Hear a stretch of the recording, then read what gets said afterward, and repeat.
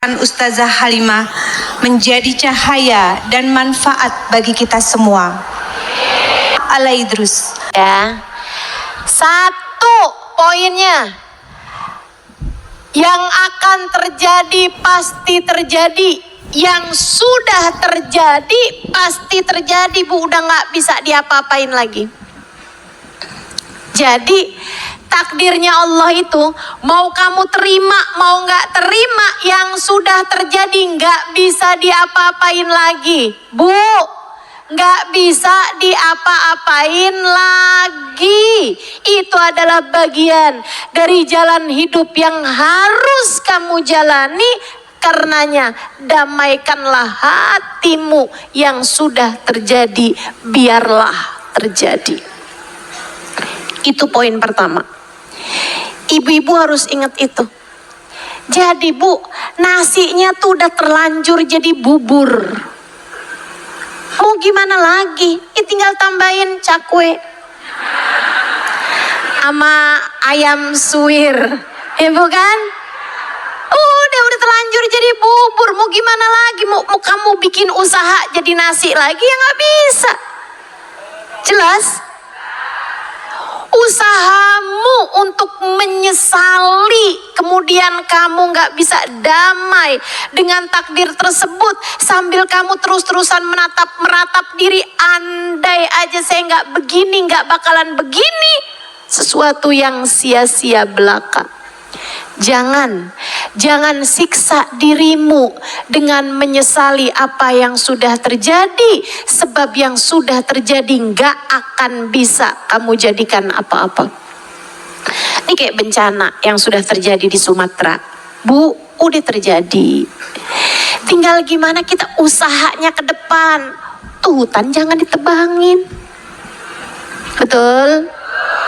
Tinggal gimana usaha kita ke depan, jangan buang sampah sembarangan, kan begitu? Tinggal usaha kita ke depan, jangan bikin dosa. Jangan bikin dosa. Ustazah, apa kaitannya Ustazah sama dosa? Enggak dengar firman Allah SWT yang mengatakan, ma asabatkum min musibah, a'udzubillahi minasyaitonirrajim, ma asabatkum min musibah illa fa bima kasabat aidikum. Tidaklah terjadi sesuatu musibah kepada kalian melainkan disebabkan karena perbuatan dosa kalian sendiri. Dosa yang bikin kita jadi tertimpa musibah. Karenanya kamu pengen nih alam semesta biar nggak terjadi musibah kayak gimana, nah ya ke depannya. Karena yang sudah terjadi udah terjadi, Bu. Yang udah terjadi mau gimana lagi?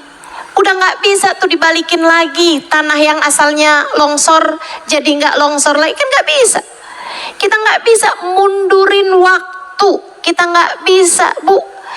Kayak dibalikin lagi di setahun ke depan, sehingga hutan-hutannya nggak gundul, udah nggak bisa lagi. Yang udah terjadi ya udahlah, mau gimana lagi, kan begitu.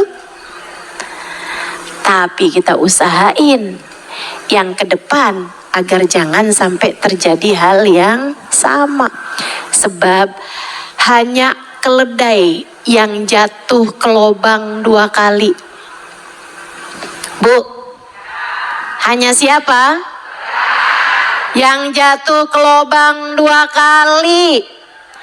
Jangan sampai kita jadi manusia, ternyata malah jatuh ke lubang 3 kali.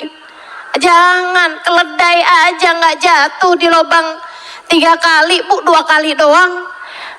Kita nih sebagai manusia, sekali kita jatuh ke lubang, kita cari tahu sebabnya apa. Kedepannya jangan sampai terjadi lagi. Kita perbaiki yang ada. Selebihnya yang udah jadi takdir tuh, Bu, udah nggak bisa lagi terjadi, udah nggak bisa lagi kita susuli. Kamu sedih, anak kamu meninggal dunia, itu takdir, teman-teman sekalian. Kamu nggak bisa, andai saja dokternya nggak salah, nggak akan terjadi.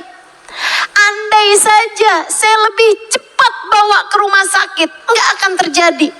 Andai saja bukan dokter yang itu yang nanganin, nggak akan terjadi. Nggak bisa. Andai saja itu nggak bisa. Lau lima qauludil hamak. Katanya baginda kita Nabi besar Muhammad sallallahu alaihi wasallam. Lau lima kaif qauludil hamak. Ucapan lau, andai aja. 5, kenapa harus terjadi seperti ini? Kaif, gimana kalau misalnya nggak kayak begini? Qauludil hamak adalah ucapan orang bodoh. Ucapan orang yang gak paham bahwa alam semesta ini ada pengendalinya. Pengendalinya adalah Allah subhanahu wa ta'ala. Jalla jalaluhu wa ta'ala azamatu. Kamu mau nangis sampai darah sekalipun, kamu mau ngambek gak mau makan sampai kurus kering sekalipun, yang sudah terjadi tak akan pernah diundur kembali. Yang sudah meninggal dunia gak bakalan hidup lagi. Ingat itu Bu, yang udah meninggal dunia kagak bakalan hidup lagi. Kamu kalau yang kamu seselin, ya ampun sedih banget suami saya meninggal dunia, kamu ratapi. Bu, kalau satu hari dibalik lagi apa gak kabur kamu? Betul? Satu hari kamu bangun di waktu malam, dia ada lagi laki kamu tuh. Coba tuh gimana tuh?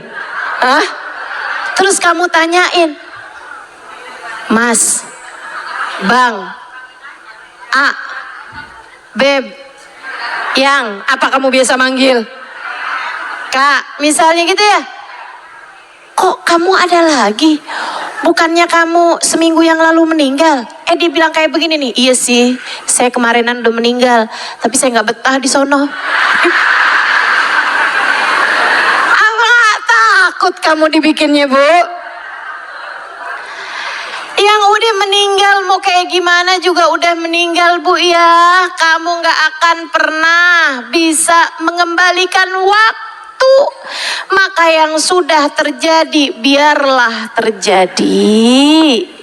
Nggak ada yang bisa kamu susuli.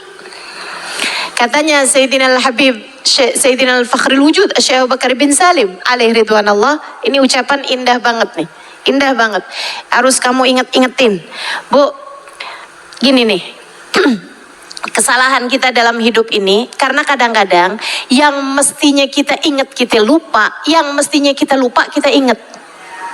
Ucapan orang nyakitin hati kita 20 tahun yang lalu masih aja kita ingat. Betul?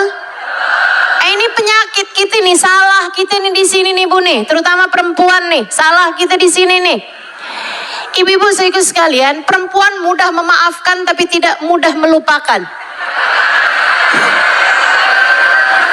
Betul? Sebaliknya, laki-laki mudah melupakan tapi tidak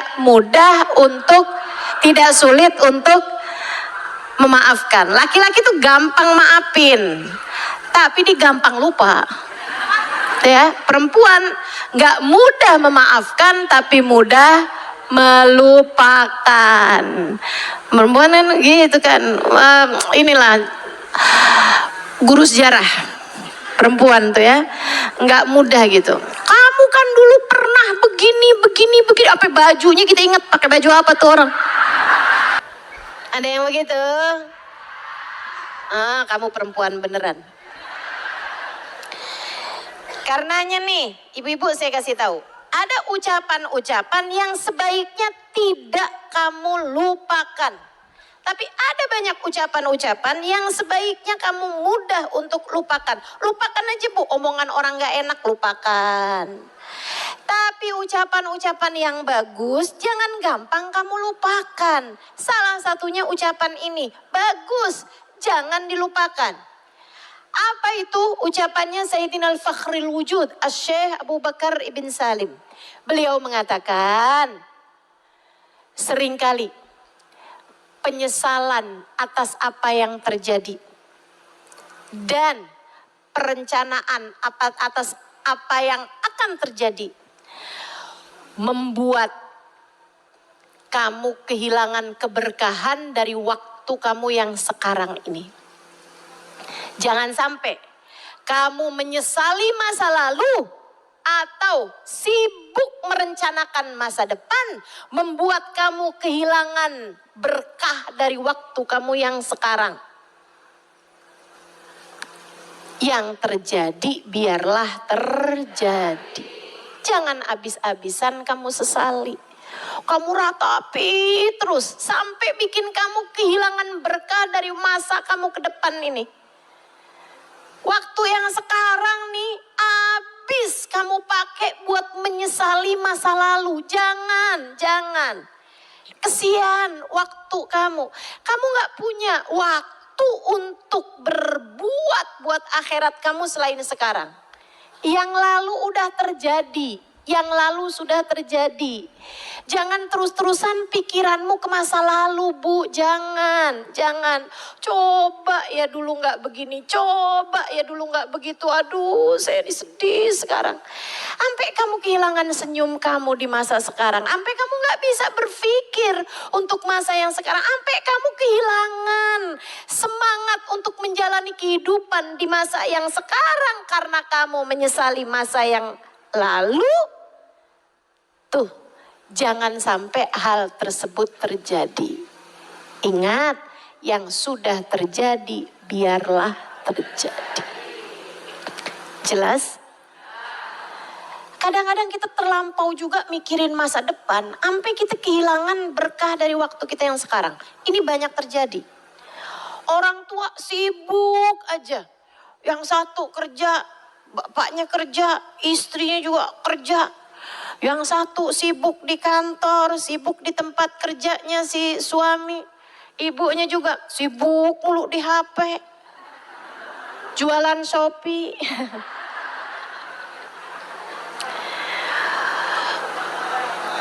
Itu mah ustazah katanya, enak aja. Saya emang punya toko Bu di Shopee, tapi saya nggak punya aplikasi Shopee di HP saya. Ibu-ibu siku sekalian saya muliakan. Nih Bu nih, Ibu saya ajarin biar pinter. Ya Bu ya, segala sesuatu tuh Bu ada tempatnya masing-masing. Segala sesuatu ada tempatnya masing-masing. Jangan sampai nih pikiran kamu memikirkan yang akan datang sampai membuat kamu kehilangan keberkahan dari waktu yang sekarang. Anak nyampe gak keurusan, rumah tangga nyampe gak keurusan. Kenapa? Karena kamu sibuk memikirkan masa depan anak-anakmu. Saya nih harus kaya nih, karena kalau enggak nih nanti anak saya nanti enggak bisa saya sekolahkan di sekolah yang bagus. Sekolah yang bagus tuh mahal, jadinya saya harus kerja nih. Sampai anak kamu tuh sampai enggak, kamu bahkan sampai enggak tahu keadaan hati anak kamu hanya gara-gara kamu sibuk memikirkan masa depan anak kamu. Enggak gitu caranya jalanin hidup. Enggak gitu caranya jalanin hidup. Yuk. Jangan sampai penyesalanmu terhadap masa lalu ataupun perencanaan terhadap masa depan membuat kamu kehilangan kesempatan untuk melakukan yang terbaik pada saat ini. Jelas? Ada banyak ibu-ibu, nih saya liatin ya. Saat lagi barengan sama temennya sibuk aja sama HP ya nih. Tunggu ya bentar, suami saya nih. Kalau enggak saya urusin makan jadi enggak makan. Sibuk mas suami lagi barengan sama temen-temennya. Lagi hadir di majelis ini nih. Ada. Lagi hadir di majelis ini nih, sibuk mulu ngeliatin GoFood. Habis dari sini mau makan apaan? Itu namanya kamu merencanakan yang di depan sampai kamu kehilangan berkah dari waktu kamu yang sekarang. Paham maksud saya? Paham? Giliran lagi barengan sama suaminya, sampai suaminya nggak dipeduliin. Kenapa? Sibuk mulu sama HP. Seru banget di grup barengan sama temen-temennya. Lah kamu lagi barengan sama temen sibuk sama suami. Sekarang giliran barengan sama suami sibuk sama temen. Ada yang begitu. Mana orangnya? Tuh pada ngangkat tangan. Kamu harus belajar memperlakukan waktu sesuai dengan tempatnya. Memperlakukan waktu sesuai dengan fungsinya masing-masing. Bu ya, saya ingat dulu ada satu orang belajar kebijaksanaan. Belajar kebijaksanaan. Akhirnya dia dapat dari seorang bijak, seorang ahli sufi. Dia nanya tentang 3 hal. Kapan waktu terbaik, siapa orang terbaik, apa hal terbaik yang dilakukan. Dia dapetin jawabannya, dan itu semuanya ada dalam Islam teman-teman saya sekalian. Kapan waktu yang terbaik? Saat ini. Kenapa gitu? Sebab yang lalu kamu gak bisa apa-apain, yang akan datang masih jadi hantu. Maksudnya masih jadi sesuatu yang belum jelas, masih jadi sesuatu yang gaib. Bu ya, kata Allah Subhanahu wa taala, "Wala tadri nafsun madza taksibu ghada, wala tadri nafsun bi ayyi ardin tamut." Allah Subhanahu wa taala mengatakan, dan seseorang enggak tahu apa yang akan dia lakukan esok hari. Dan seseorang nggak tahu di bumi mana dia akan mati. Kalau gue nggak habis pikir ya, kalau ini harus kita biarkan terus-terusan. Aku nggak tega sih ngeliat mereka tidur.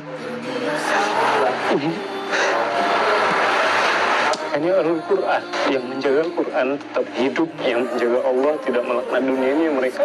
Karena mereka yang senantiasa murojaah Quran, menghafal Quran. Kita harus aware sama yang gini-gini, kita harus bantu mereka. Kita banyak, umat Islam di Indonesia itu banyak. Lalu kita, apa yang mau kita jawab sama Rasul kelak? Kalau Rasul nanya, kok bisa?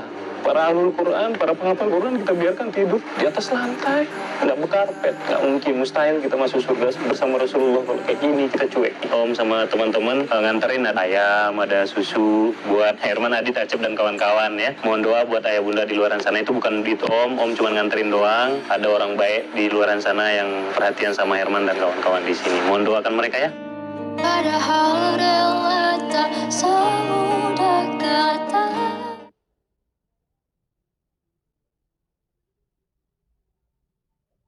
Assalamualaikum warahmatullahi wabarakatuh. Sampai paham. Mendengarkan ayat-ayat Al-Quran, insya Allah hati akan jadi tenang, jauh dari kerisauan, apalagi rasa was-was. Cuman masalahnya kalau mau dengerin ayat Al-Quran itu harus pakai handphone. Dan kuotanya cepat habis, baterainya pun drop. Nggak bisa tuh sambil telepon atau chatan. Sekarang ada solusinya, teman-teman bisa dengarkan Al-Quran dalam rumahnya 24 jam tanpa baterai, nggak pakai kuota, dan bisa didengarkan 24 jam. Bahkan bisa dengarkan ayat-ayat ruqyah dan sholawatnya. Ini dia adalah speaker ruqyah, yaitu langsung jadi lampu kamar. Di dalamnya ada ayat Al-Quran, ayat-ayat ruqyah, sholawat dan lampu. Matikan aja listrik di kamarnya biar lebih hemat. Nanti pakai lampu ini aja. Ini tidak perlu dicas, tinggal colokin listrik dan gak pakai kuota. Tinggal colok doang. Ya, ini oke banget. 24 jam sambil masak, nyuci, nyetrika, ngomongin anak, bisa. Aku lihatkan ya. Nanti yang pengen klik pojok kiri bawah, beli speaker di sini, masukkan alamat, bayar di tempat. Yuk kita cek. Kita cari colokan. Nah ini nih, dia tinggal dicolok aja nih ke colokan listrik, nggak pakai baterai.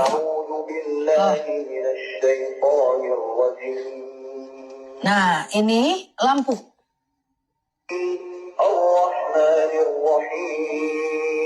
Nah ini ayat Al-Quran 24 jam. Ayat ruqyah, sholawat, lampu. Lampunya bisa dikecilin nih. Suaranya bisa dikecilin. Kecil. Besarin. Ini ayat ruqyah, ini sholawat nih.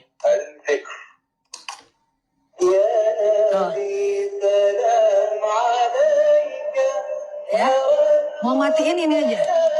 Mati. Bisa lampunya aja. Kayak gini bisa. Ya, atau misalnya bisa ayatnya doang atau sholawatnya doang itu bisa.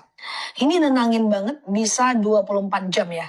Ini dicolokin aja kok teman-teman, asik banget. Dan teman-teman bisa matiin lampu kamarnya dan bisa dengerin ini aja. Enak, bisa dikecilin, bisa dimatiin, atau bisa dicabut aja. Pulang kampung ya bawa aja, atau punya anak bayi ini bisa didengerin 24 jam. Ini ayat Al-Quran, ayat ruqyah, sholawat, dan lampu. Nah, yang pengen ini, coba deh klik aja. Beli speaker di sini, di pojok kiri bawah. Masukkan alamat, bayar di tempat, harganya terjangkau aja kok, nggak mahal. Semoga bermanfaat dan hati lebih tenang. Kalau di sini, Assalamualaikum warahmatullahi wabarakatuh.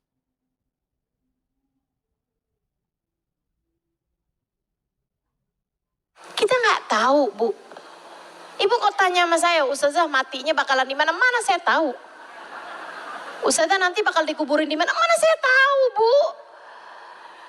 Saya nggak tahu di bumi mana saya akan mati. Jangankan di bumi mana saya akan mati. Ini apa yang bakalan saya makan siang hari ini saya nggak tahu.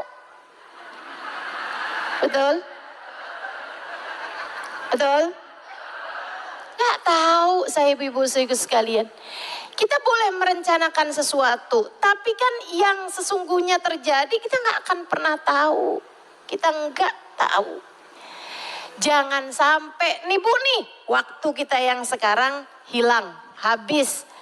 Jadi nggak berkah, jadi nggak nikmat, jadi nggak seneng. Karena kita sibuk merencanakan masa depan atau sibuk menyesali masa lalu. Jelas? Waktu paling penting adalah waktu sekarang. Karena bahkan kita tidak bisa berbuat apa-apa untuk masa depan kita kecuali dengan memperbaiki waktu yang sekarang. Itu satu. Jadi nih, yang lagi ngaji sekarang nih, yang hadir di tempat ini, jangan ngobrol sendiri.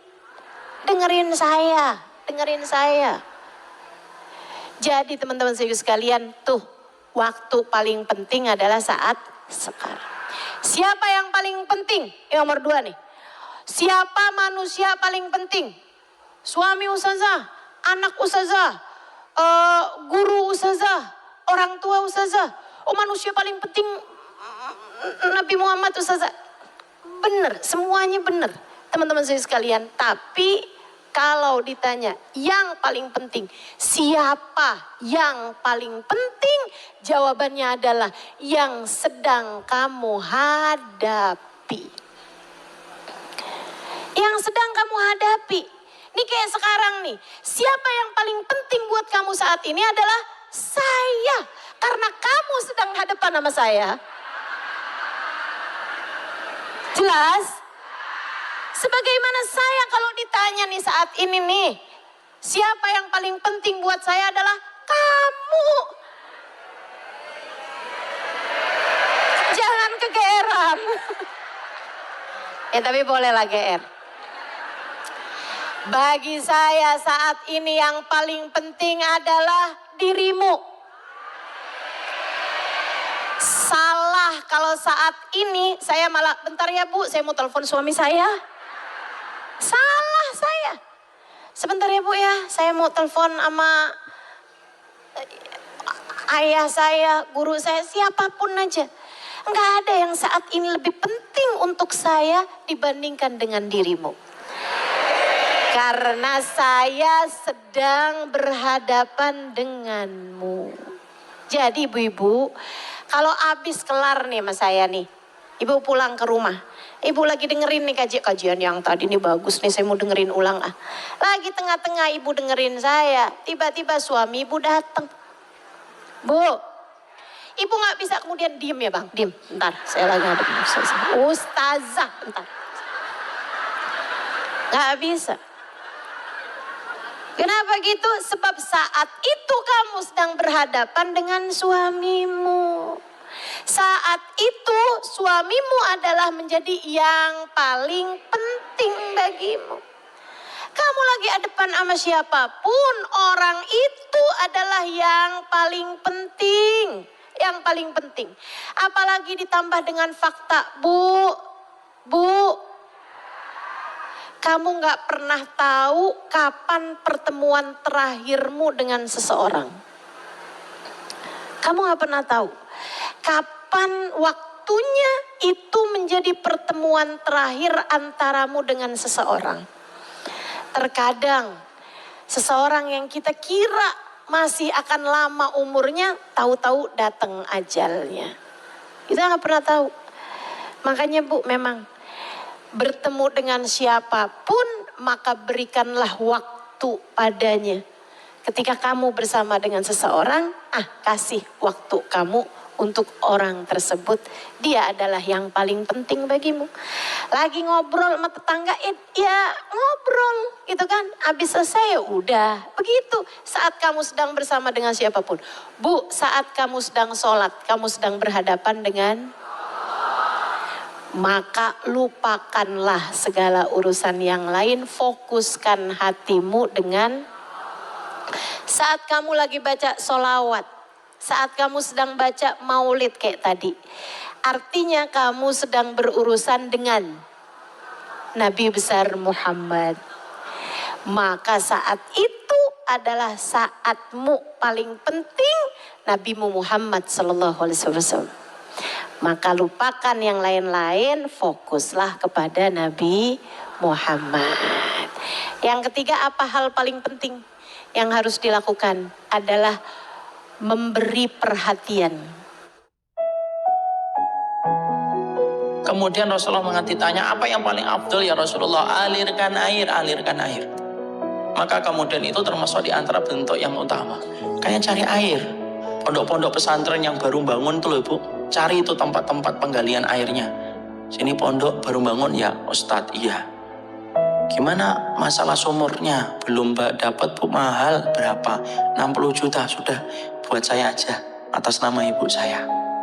Masya Allah Ibu, alirkan air itu pahalanya besar Ibu. Maka dipakai wudhu, kemudian dipakai untuk bersih ketika kemudian mandi, sore mandi, kemudian malam untuk kemudian wudhu. Masya Allah itu pahalanya tanpa putus loh itu.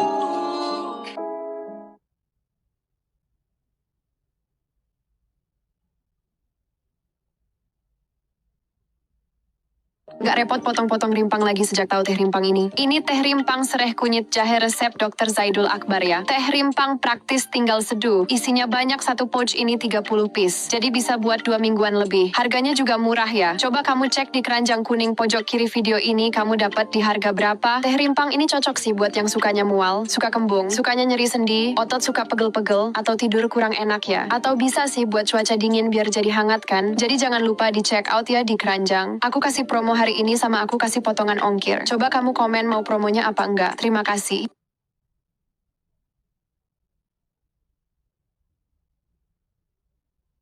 Apapun aja yang sedang kamu lakukan, itqan, berikan perhatian pada sesuatu tersebut.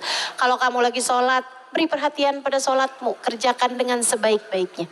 Ketika kamu sedang berwudu, beri perhatian pada wudumu tersebut, kerjakan sebaik-baiknya.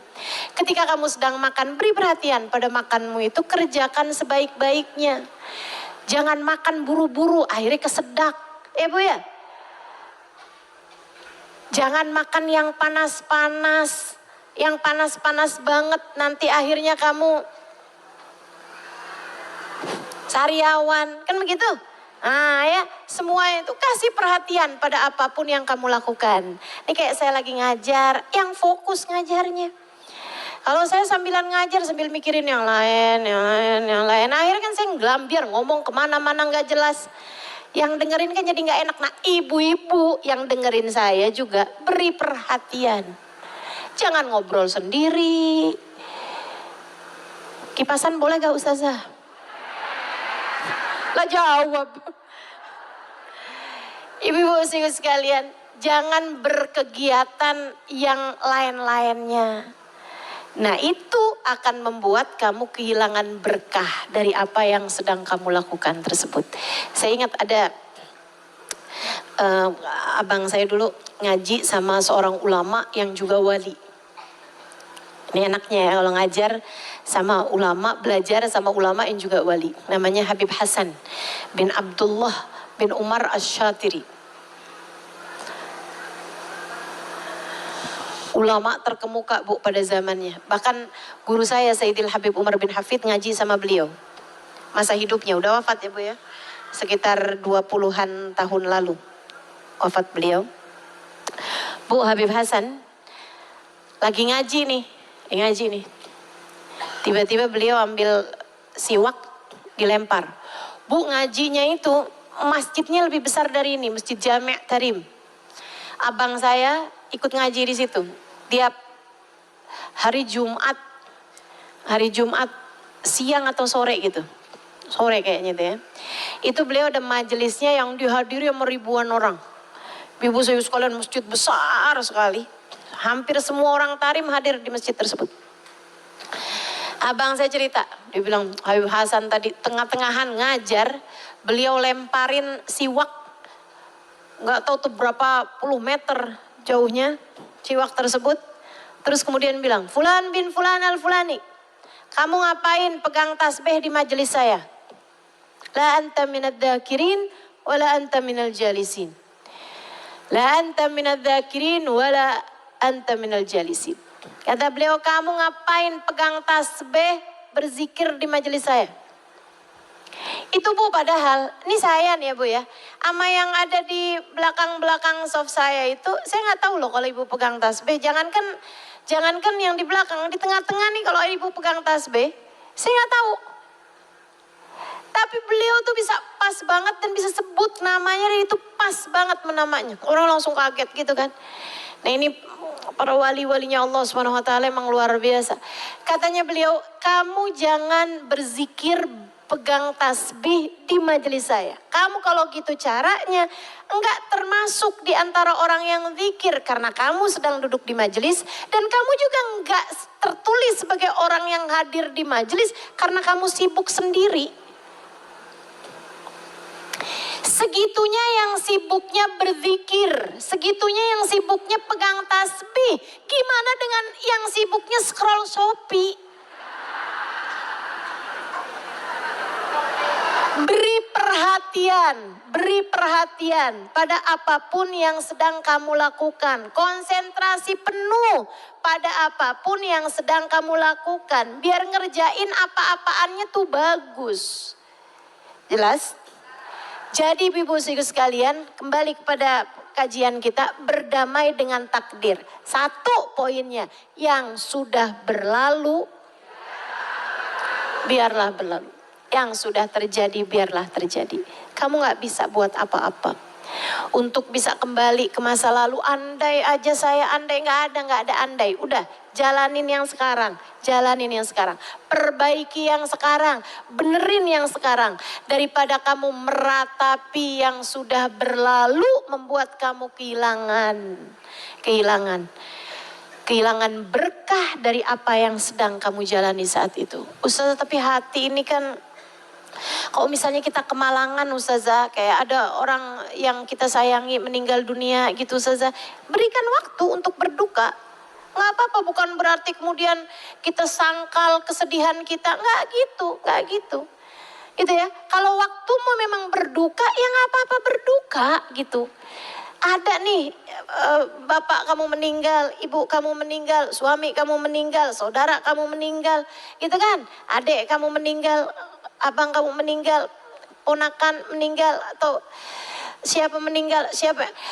Waktumu untuk berduka, ya nggak apa-apa berduka. Jangan kemudian kamu ketawa-ketawa. Pokoknya kita nih harus damai loh sama takdir. Saya damai nih sama takdir. Enggak gitu ceritanya. Sedang berduka, berdukalah. Kasih waktu buat berduka. Hati ada masanya berduka. Bahkan Nabi Muhammad pun menangis berlinangan air mata saat menguburkan putri beliau Zainab. Bahkan Nabi Muhammad pun terlihat beberapa waktu tak keluar rumah saat meninggal istrinya Sayyidah Khadijah. Ada masanya untuk berduka, ada waktunya untuk menangis, tak mengapa. Berdamai dengan takdir itu bukan berarti walaupun meninggal, walaupun yang penting kita harus selalu ceria, harus selalu tawa. Enggak gitu. Itu namanya kamu menyalahi kodrat sebagai manusia. Gak apa-apa, ada waktunya berduka. Beri waktu pada hatimu untuk berduka. Beri waktu pada hatimu untuk bersedih hati. Tapi ada masanya, ada waktunya. Enggak kemudian yang sampai udah bertahun-tahun gitu kan. Bertahun-tahun meratapi terus, sedih terus, ini terus. Ya enggak kayak gitu ceritanya jalanin hidup. Jadi yang sudah berlalu, biarlah berlalu. Satu. Yang kedua, ingat. Takdir itu ada yang mentakdirkannya. Siapa namanya? Allah. Takdir ada muqaddirnya. Wa huwallah.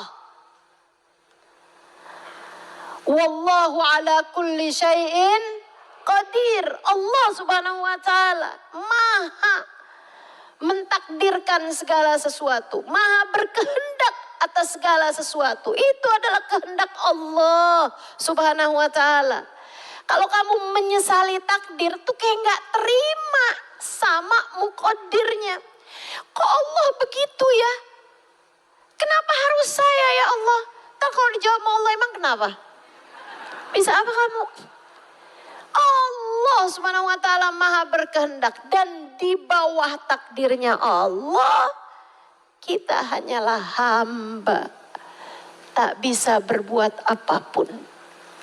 Justru takdir Allah yang datang dalam kehidupan kita mengingatkan kita bahwa ternyata kita gak punya kendali apa-apa atas diri kita atau atas apa siapapun orang yang ada di sekeliling kita. Anak kamu lagi sakit atau anak kamu terkena sakit, Bu.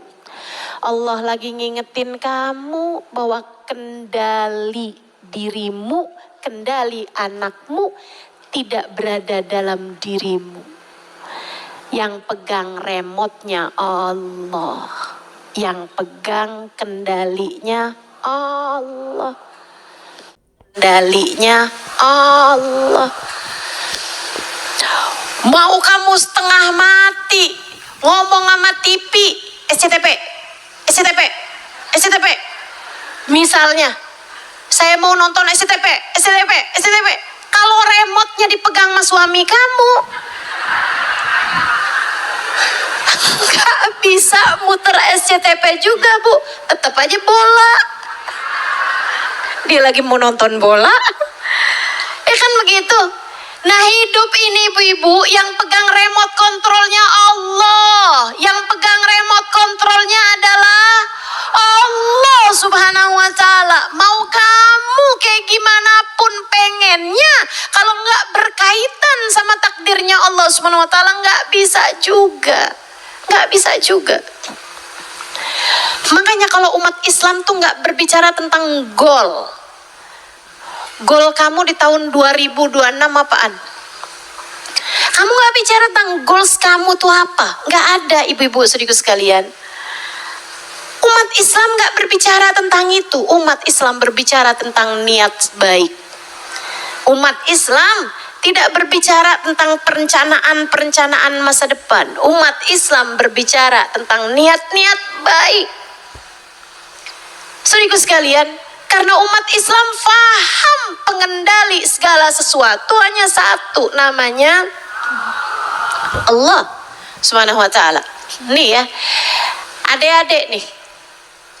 Adik-adik tuh. Bu, ini kan ibu-ibu bukan adik-adik nih.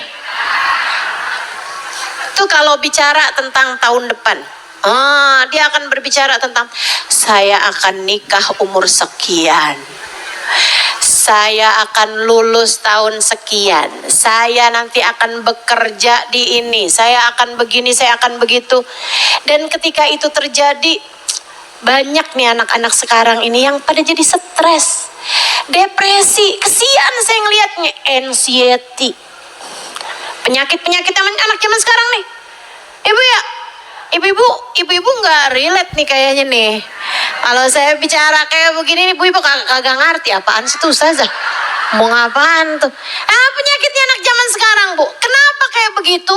Banyak di antara mereka yang depresi lah, stres lah, tekanan lah, kena mental illness loh istilah anak-anak zaman sekarang. Kena mental saya, Mama. Apaan sih nak kena mental? Nggak ngerti nih kita yang tua-tua. Kenapa Bu mereka kayak begitu? Karena mereka kebanyakan merencanakan sesuatu yang ternyata perencanaan mereka nggak ikutan pegang remote kontrolnya. Akhirnya sakit sendiri, akhirnya berat sendiri, akhirnya susah sendiri hidupnya. Karena ternyata dia bilang apa yang saya berusaha capai tidak tercapai. Apa yang sudah saya rencanakan semuanya bubar. Ternyata keadaannya tidak seperti yang saya harapkan. Ayo loh, penderitaan bermula karena, katanya Sayyidina Syekh Abu Bakar bin Salim, penderitaan bermula karena menginginkan sesuatu yang akhirnya tidak terjadi, atau apa yang tidak kamu inginkan ternyata terjadi. Itulah sebab penderitaan seseorang. Kamu nggak mau begini ternyata terjadi begini. Kamu pengennya begini ternyata nggak terjadi kayak begini. Itu dia. Itu sebabnya. Maka teman-teman saudaraku sekalian, ingat, nggak segala hal bisa kamu kendalikan. Ingat, kamu bahkan tidak bisa mengendalikan hatimu sendiri. Bagaimana mungkin kamu mengendalikan hati orang lain? Ustazah, rumah tangga saya kayak neraka. Kenapa gitu? Suami Ustazah udah nggak cinta lagi sama saya. Nah kan? Ternyata dia Ustazah cintanya sama Jawa.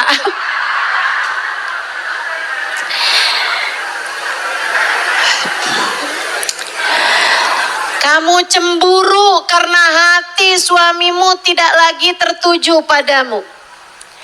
Ibu, itu adalah peringatan Allah untukmu. Allah mau ngasih tahu hati suamimu tidak berada dalam kendalimu. Allah lagi mau ngingetin, hati suami kamu tuh bukan kamu yang pegang remote-nya. Dia sendiri, Ustazah. Bahkan bukan dia sendiri, Bu, melainkan ada muqallibul qulubnya. Ada sang pembolak balik hatinya. Itu sebabnya Nabi Muhammad berdoa, ya muqallibal qulub, sabit qalbi ala dinik. Wahai zat yang membolak balikan hatiku, tetapkan hatiku berada dalam keimanan kepadamu.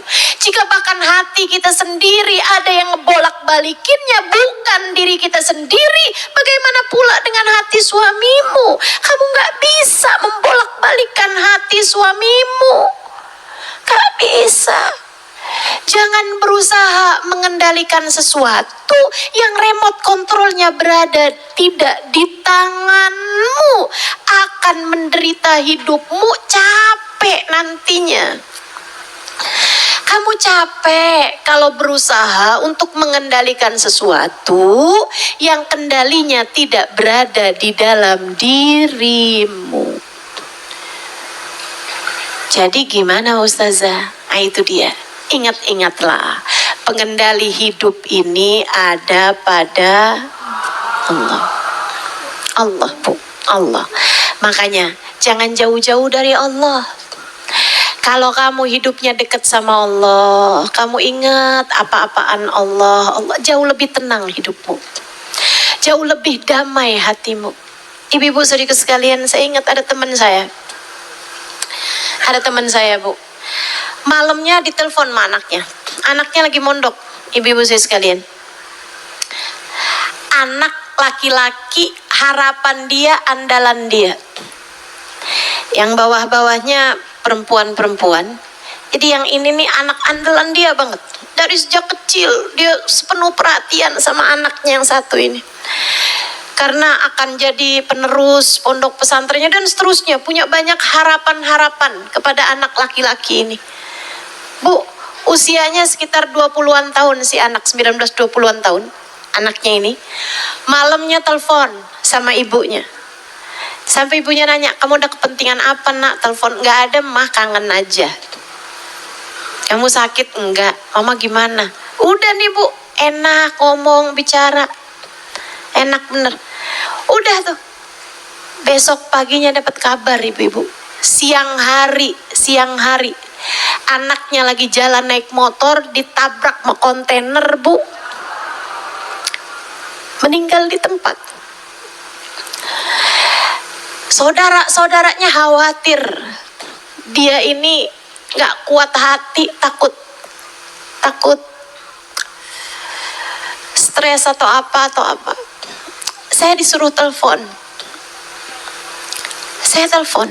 Dan ibu-ibu saudaraku sekalian, dia Bu, orang beriman. Saya berharap kita semua, kamu, saya, kita semuanya nih, menjadi salah satu di antara perempuan-perempuan beriman. Orang tuh kalau beriman Bu, hatinya kokoh, hatinya kuat. Kenapa? Karena sandarannya kepada Sang Maha Kuat. Dia jadi kuat. Dia punya Allah dalam hidupnya. Enggak akan pernah tumbang, enggak akan pernah roboh. Dia faham urusannya. Dia faham kendali hidupnya tidak berada di tangannya. Dia faham. Itu sebabnya begitu dapat kabar yang dia ucapkan, dia nangis. Yang dia ucapkan, ya Allah, saya ridho, saya hanya kaget. Ditelepon, saya telepon sama dia, berulang kali dia hanya mengucapkan kalimat tersebut. Dia bilang, Ustazah, saya ridho, Ustazah, saya ridho. Anak saya udah diambil balik sama Allah penciptanya. Anak saya udah diambil balik sama yang punya. Saya ridho, Ustazah. Ustazah saksikan. Ustazah saya jadikan saksi. Saya ridho, Ustazah. Saya ridho. Saya hanya kaget. Saya hanya kaget, Ustazah. Karena saya hanya gak nyangka. Tapi saya ridho, Ustazah. Saya ridho. Saya jadikan Ustazah saksi. Saya ridho, Ustazah. Orang beriman tuh kayak begitu, Bu. Orang beriman kayak gitu. Ridho. Damai hatinya sama takdir. Ibu-ibu saudaraku sekalian yang saya muliakan. Kamu kalau kepengen bisa berdamai sama takdir, kamu harus pahami ini. Fahami bahwa bukan kita yang mengendalikan apapun. Anak kita punyanya Allah, kendalinya ada pada Allah. Suami kita, hatinya dan dirinya, kesehatannya punyanya Allah. Punyanya Allah. Yang ngasih rezeki suami kita adalah Allah. Kamu gak bisa nuntut suami kayak begitu. Pokoknya kalau kamu gak bawain duit saya sekian, kamu jangan pulang sekalian. Itu ucapan perempuan gak beriman. Itu perempuan gak ngaji tuh pasti. Kalau ngaji kamu mestinya gak akan pernah keluar ucapan semacam itu. Kenapa? Karena perempuan ngaji faham yang ngasih rezeki bukan suami. Yang ngasih rezeki adalah Allah Subhanahu wa ta'ala. Jadi teman-teman saudaraku sekalian, yuk belajar. Jangan berusaha mengendalikan sesuatu yang kendalinya tidak berada di tanganmu. Paham? Paham? Paham? Anakmu punyanya, hartamu punyanya, duit kamu tuh semuanya punyanya Allah. Jadi kalau kemudian dompet kamu hilang, ucapkan, ya Allah saya ridho, hanya saja saya kaget.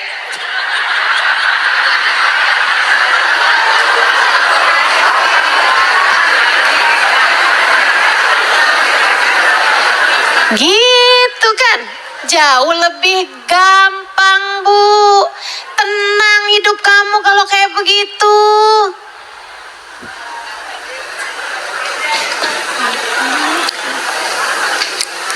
Itu hal nomor 2.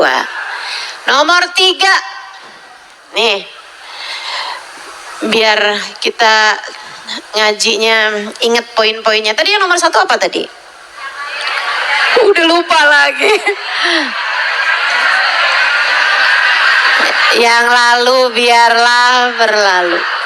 Kita nggak punya kemampuan apa-apa untuk bisa kembali kepada masa lalu. Yang nomor 2 apa tadi?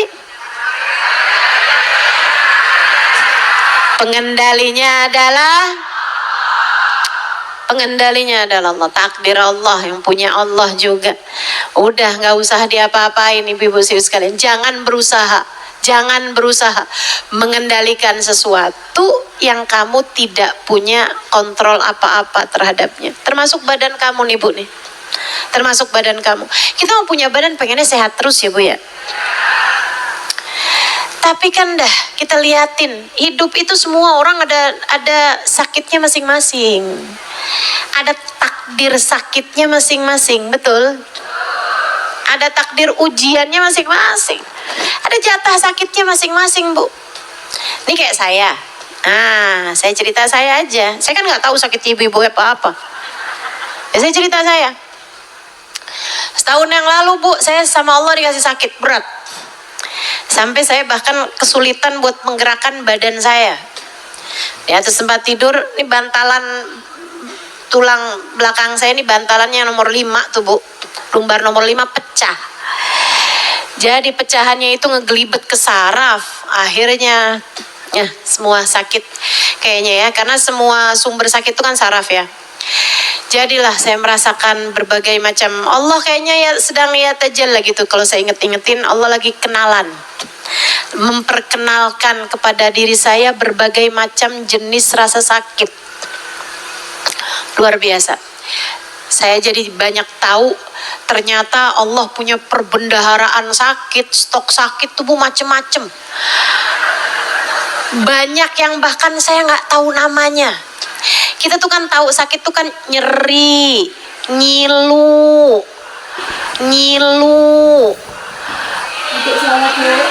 mules, pusing, mual, iya kan ya, perih, iya kan ya. Ada Bu banyak rasa-rasa sakit yang kita ternyata nggak tahu rasa namanya apa gitu. Subhanallah, luar biasa bener. Ada masanya kadang-kadang di mana saya pegang mic kayak begini nih Bu nih, badan saya Bu kayak lagi dicubitin. Ada yang kadang-kadang rasanya kayak lagi ditusukin, gitu. Macem-macem rasa sakit yang Allah lagi perkenalkan kepada saya. Ibu-ibu saudariku sekalian yang saya muliakan, ada kalanya yang sampai bahkan bikin saya nggak bisa tidur. Semenit pun nggak bisa tidur sama sekali dari sakit yang sudah tak tertahankan. Bu, saya punya uang. Bu percaya gak? Ya. Saya punya uang Bu. Ibu-ibu saudariku sekalian, banyak. Percaya gak Bu? Percaya. Tapi Bu, uang saya Bu segitu banyaknya nggak bisa mengurangi sedikit pun rasa sakit yang Allah mau kasih sama saya. Nggak bisa ngurangin sedikit pun dari rasa sakit yang Allah mau kasih sama saya. Nggak bisa ibu-ibu saudariku sekalian. Saya udah dikasih painkiller lah, apalah segala macem lah sama dokter-dokter, tapi nggak bisa mengurangi rasa sakit. Allah kalau mau ngasih aja. Allah kayak lagi mau bilang gitu kan, saya mau emang kenapa Lima? Ya emang nggak bisa apa-apa saya. Saya nggak bisa bilang, ya Allah, saldo saya banyak loh ya Allah. Nggak bisa Bu. Uangmu seberapapun banyaknya nggak bisa berbuat apa-apa ketika Allah menentukan segala sesuatu. Betul? Ibu-ibu saudariku sekalian saya muliakan. Saya lihat di samping kanan saya itu ada suami saya. Ibu, saya punya suami loh, Bu. Ibu percaya? Percaya. Suami saya tuh katanya dia sayang sama saya. Ibu percaya? Kata-katanya. Iya, Bu ya. Ibu saya sama kayak ibu-ibu, ya percaya aja ya kan. Tapi ketika saya sakit, Bu, suami saya jaraknya cuma berapa senti sama saya, dia tidur. Bukan berarti dia nggak sayang sama saya, iya kan ya? Dia sayang sama saya. Kalau saya bangunin tuh saya tanya, kamu sayang nggak sih sama saya? Sayang, dia bilang. Tapi ibu-ibu saudariku sekalian, rasa sayangnya dia sama saya, adakah bisa mengurangi rasa sakit saya? Enggak bisa. Ternyata manusia nggak sebegitunya, Bu. Ternyata orang nggak sebegitunya. Ternyata harta juga nggak sebegitu manfaatnya. Ternyata dicintai, disayangi sama orang juga nggak sebegitu manfaatnya. Masih di dunia loh ini, belum bicara akhirat. Masih di dunia, ternyata harta nggak sebegitu manfaatnya, ternyata disayangin sama orang nggak sebegitu manfaatnya. Saya kemudian liatin diri saya sendiri. Saya sayang sama diri saya, Bu. Ibu percaya? Tiap pagi saya mandiin. Lapar saya kasih makan. Habis saya kasih makan biar nggak keseretan saya kasih minum. Ibu-ibu sekalian, saya sayang sama diri saya nih, Bu. Nih saya wangi-wangiin, saya dandanin. Karena saya sayang sama diri saya. Ibu-ibu saudariku sekalian, tapi di saat saya sakit, badan saya sakit, saya ternyata nggak bisa bikin apa-apa sama diri saya sendiri. Ternyata sayangnya saya sama saya tidak sebegitu bermanfaatnya buat saya. Karena ternyata ada yang lebih dekat dari saya dibandingkan dengan saya. Dialah yang telah berkata, A'udzu billahi minasyaitonir rajim. Wa nahnu aqrabu ilaihi min hablil warid.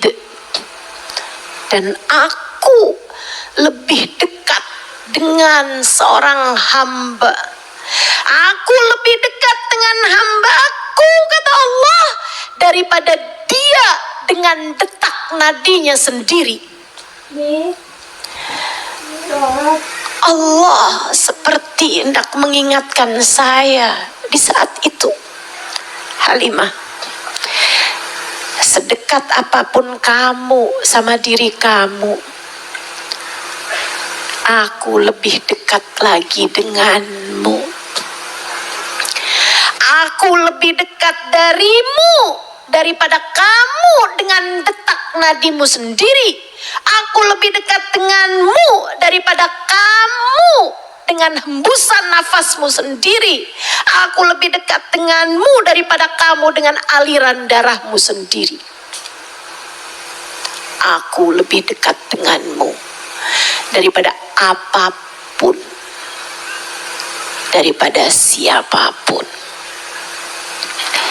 Jadi Bu, kalau kepengen hidupmu damai, hatimu tenang, yang deket sama Allah, biasakan diri untuk zikir, biasakan diri untuk ingat sama Allah, biasakan diri untuk selalu menghadirkan Allah dalam hari-harimu, hingga hidupmu akan selalu tenang. Insya Allah. Jadi yang nomor 1 tadi, yang lalu biarlah berlalu. Yang nomor 2, Allah yang mentakdirkan segala sesuatu. Yang nomor 3, hadirkan Allah selalu dalam hidupmu agar kamu menjadi lebih tenang. Alladzina amanu, kata Allah dalam Al-Quran, a'udzu billahi minasyaitonir rajim. Alladzina amanu wa tatmainnu qulubuhum bidzikrillah. Ala bidzikrillahi tatmainnul qulub. Alladzina amanu, orang-orang yang beriman, wa tatmainnu qulubuhum bidzikrillah, hati mereka selalu tenang dengan mengingat Allah, dengan menghadirkan Allah.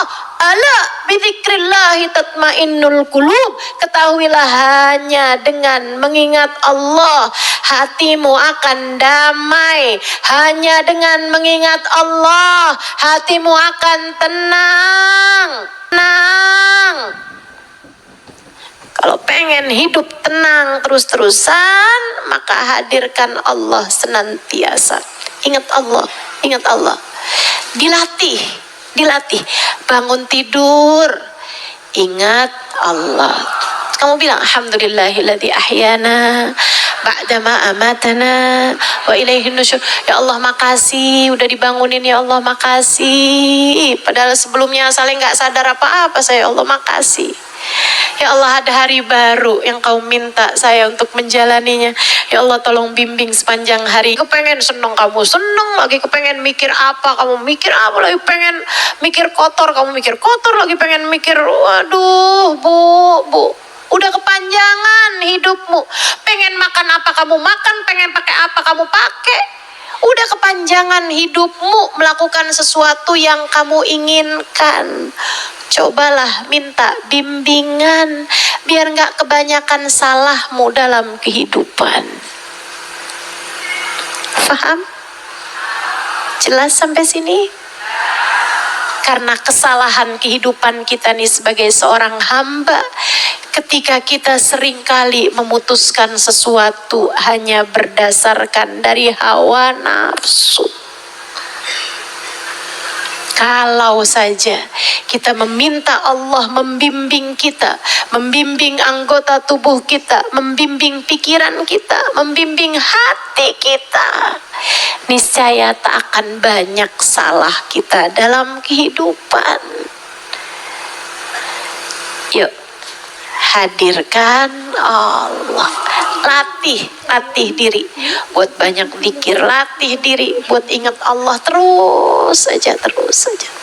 Sehingga ketika ada hal-hal berat dalam kehidupan, latihan kamu itu bisa segera kamu praktekkan. Insya terakhir. Nah ya, jadinya berapa nih? 4.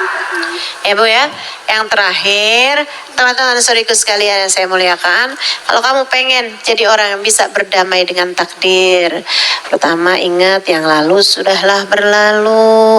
Kemudian yang kedua ingat takdir itu ada pentakdirnya, ada pengendalinya, yaitu Allah Subhanahu wa taala. Yang ketiga berusaha untuk selalu menghadirkan Allah. Ingat Allah, ingat Allah. Yang terakhir, ibu-ibu ingat, apapun yang Allah tetapkan adalah yang terbaik buat kita. Kita nih Bu punya apa-apa terbatas. Bu, kita punya apa-apa terbatas. Ilmu kita terbatas. Bu ya. Ilmu kita terbatas.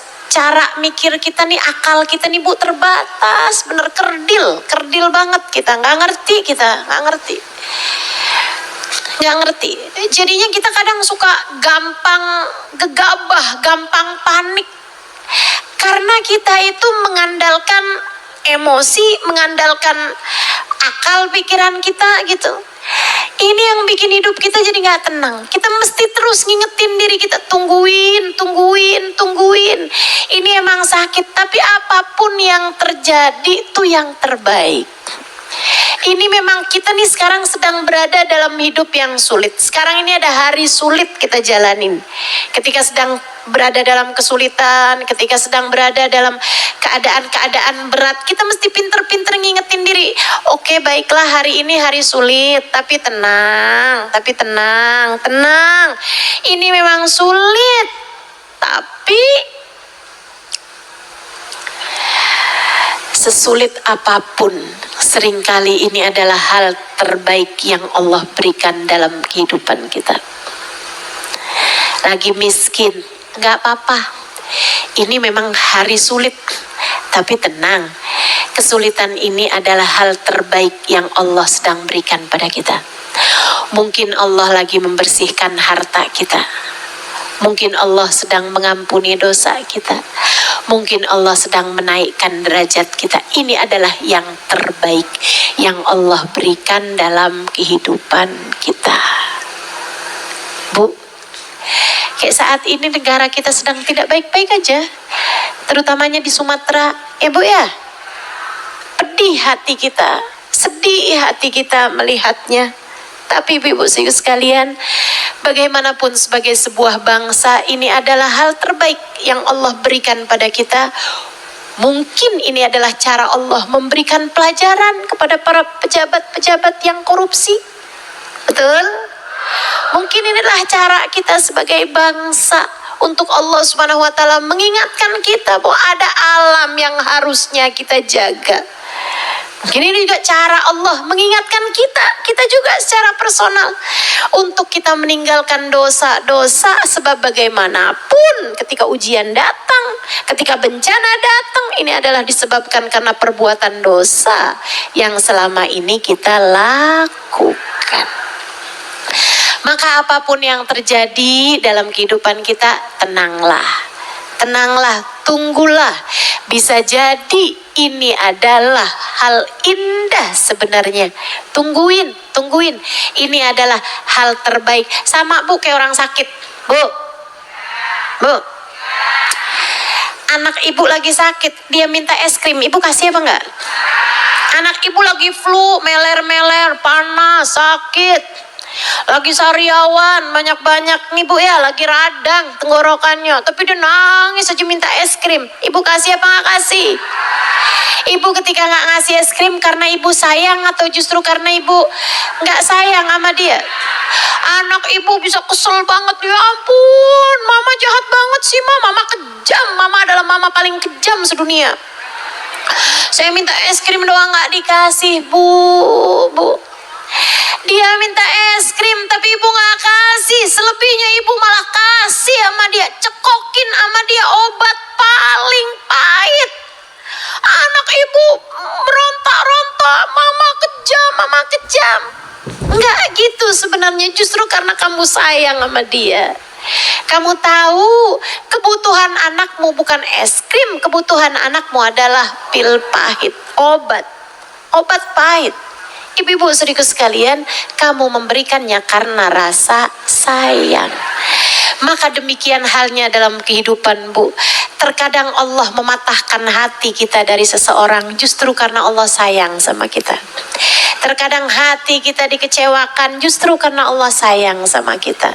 Terkadang kita dijauhkan dari apa yang kita inginkan karena Allah hendak menggantikannya dengan yang lebih baik bagi kita. Terkadang kita harus kehilangan orang-orang yang kita sayang, adalah cara Allah Subhanahu wa taala untuk menunjukkan sayangnya kepada kita. Enggak apa-apa, dijalanin dengan tetap bersabar, enggak apa-apa. Tungguin. Sesudah badai mereda, seringkali awannya jadi tampak lebih indah. Sesudah hujan reda, tungguin. Ada pelangi warna-warni yang siap menyambutmu di langit sana. Tungguin. Ada pahala dalam tiap kesabaran yang kamu lakukan. Ada hal indah yang siap menunggumu sesudah badai kehidupan ini mereda. Tetaplah bersabar. Jangan pernah salahkan Allah atas takdir yang kamu rasakan pahit. Tungguin. Yang pahit itu biasanya obat. Ibu ya, yang pahit itu biasanya obat. Jadi kalau lagi ada kepahitan dalam hidupmu, itu adalah obat-obat yang Allah Subhanahu wa taala berikan dalam kehidupan kita. Insya Allah. Rabbana zalamna anfusana wa illam taghfir lana wa tarhamna lanakunanna minal khasirin.